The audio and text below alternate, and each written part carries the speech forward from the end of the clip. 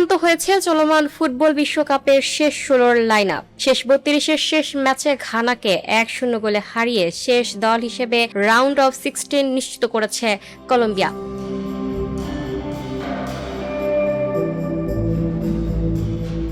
Kansas সিটিতে অনুষ্ঠিত ম্যাচে জয়ের মাধ্যমে নকআউট পর্ব জায়গা করে নেয় কলম্বিয়া। এর ফলে ৪৮ দলের বিশ্বকাপে শেষ ৩২ থেকে বিদায় নিয়েছে ১৬টি দল। শিরোপার দৌড়ে এখন টিকে আছে মাত্র ১৬টি দল। বাংলাদেশ সময় আজ ৪ জুলাই রাত ১১টায় হিউস্টনে কানাডা ও মরক্কোর ম্যাচ দিয়ে শুরু হবে শেষ ১৬ লড়াই।